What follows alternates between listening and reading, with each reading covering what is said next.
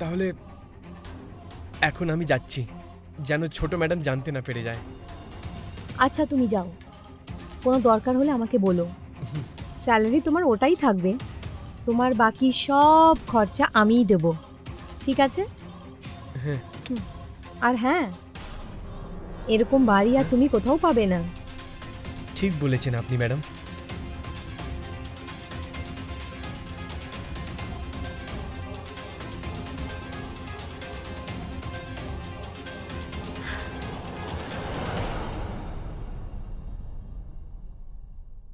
কত অপেক্ষা করাও তুমি।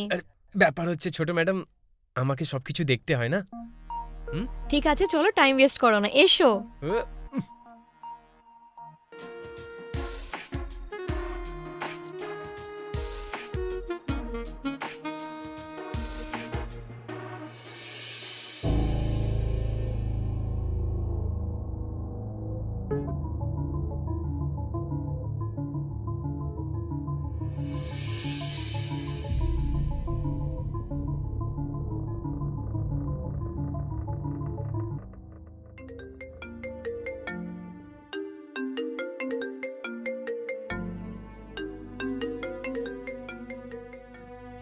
হ্যালো, হ্যাঁ নমস্কার কাকিমা।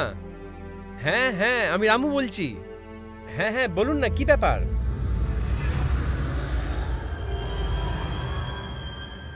কি মারা গেছে?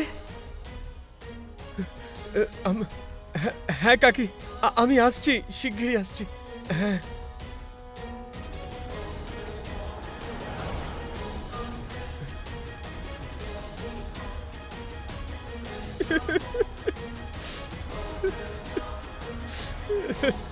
কি করব এবার আমি?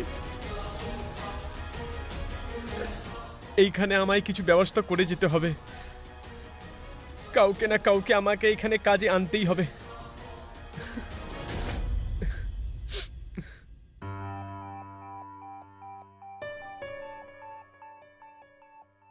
তো তোমার বন্ধু সব সামলে নেবে তো? আপনি চিন্তা করবেন না মালিক, ও আমার মতোই কাজ জানে। আরে তুমি চিন্তা করো না, ও বলছে যখন তখন সব সব ঠিকই হবে, সামলে নেবে ও। বাকি যদি কিছু অসুবিধা হয় আমি সামলে নেব। হুম হুম হুম, হুম। রাম রাম রাম রাম রাম রাম। জুগনু, ইনি হলেন মালিক অমর বাবু, ও হ্যাঁ আমি। আর ইনি ম্যাডাম দীপা। হুম।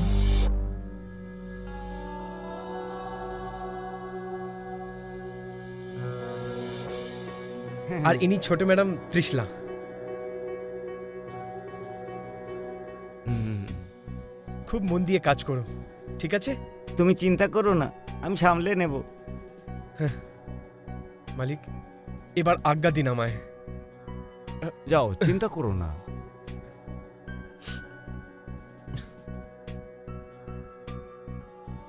আর দিবা, আমি দোকানে যাচ্ছি। হুম, আর ত্রিশলামা, তুমি ওকে ওর ঘর আর কিচেনটা দেখিয়ে দাও। ঠিক আছে বাবা। হ্যাঁ এসো যুগ্ন। হ্যাঁ।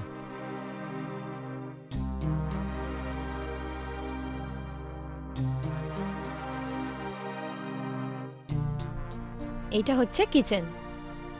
সুন্দর রান্নাঘর। এখন আপনি বলুন কি খাবেন? যেটা আমি খাবো সেটা বানাবে তুমি? এটাই তো আমার কাজ, আপনি ফরমাশ করুন। ঠিক আছে, তোমার জিনিসপত্র রেখে আমার ঘরে এসো।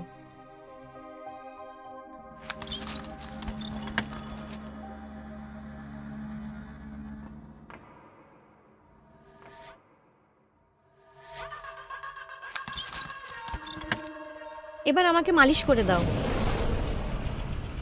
কিন্তু কিন্তু কি, কাজ করবে কি না এখানে? হ্যাঁ, করার আছে। চলো এসো, মালিশ করো।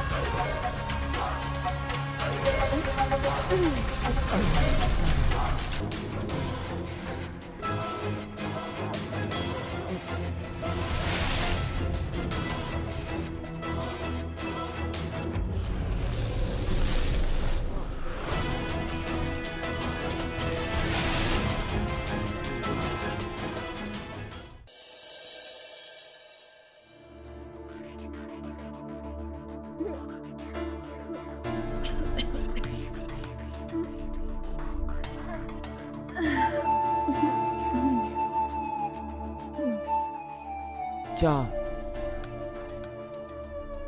এসো কিছুক্ষণ আমার কাছে বসো। বসো।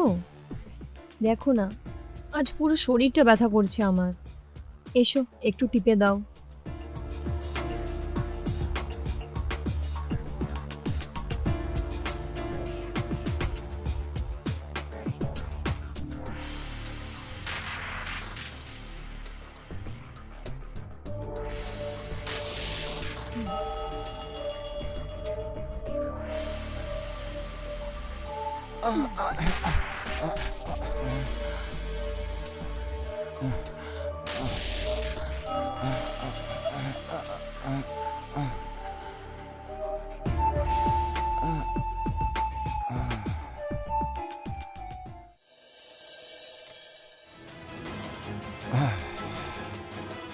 কি হলো যুগ্নু?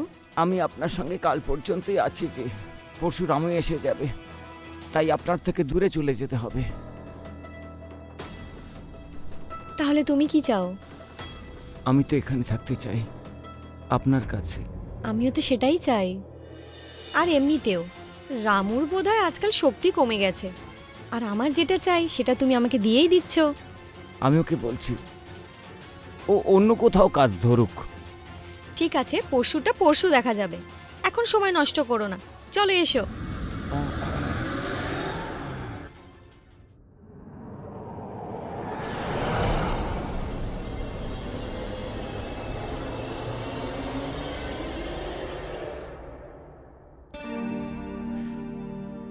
রাম রাম ম্যাডাম। রাম রাম, কেমন আছো? খুব ভালো। রামু, একটা কাজ করো, ও যেখানে প্রথমে কাজ করতো তুমি সেখানেই কাজ করো, আর ওকে এখানেই থাকতে দাও। না না ম্যাডাম, আমার আমার এইখানেই ভালো লাগে, আমি এইখানেই কাজ করব।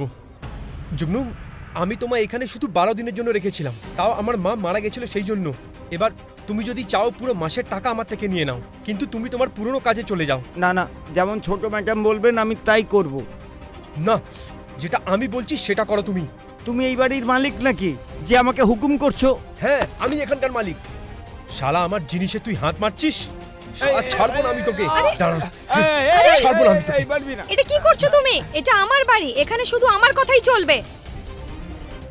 তুই মা মেয়ের কীর্তিকলা দেখাচ্ছি আমি, দাঁড়া, এক্ষুনি এক্ষুনি তোদের কীর্তিকলা দেখাচ্ছি, দাঁড়া, সব বলে দেবো আমি। ছাড়ো, ছাড়, ছাড়, ছাড়, ছাড়, ছাড়।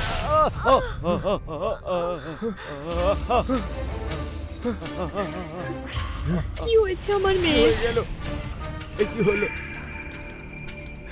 কি হলো তৃষ্ণা? তৃষ্ণা এই সর। ওঠ, দেখো না তৃষ্ণা। কি হয়ে গেছে। কি হয়েছে? কে করেছে এটা? ও করেছে, ও করেছে। কৃষ্ণা, কৃষ্ণা মা, তৃষ্ণা চোখ খোল মা। চোখ খোল মা। হ্যালো পুলিশ স্টেশন, আমি বলছি আমার বাড়িতে আসুন।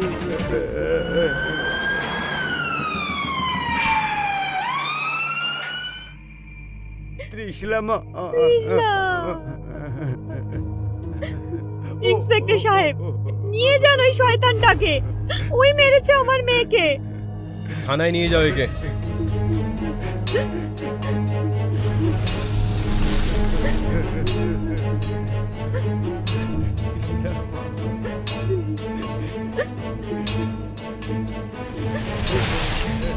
এই সব কিছু আমার জন্যই হয়েছে। আমি আমার স্বার্থে এতটাই মগ্ন হয়ে গেছিলাম যে সব কিছু জানা সত্ত্বেও আমি আমার মেয়েকে আটকাতে পারিনি। আমার ভুলের জন্যই আমার মেয়ে আজ শেষ হয়ে গেল। আমি নিজেকে কখনো ক্ষমা করতে পারবো না, কখনো নয়।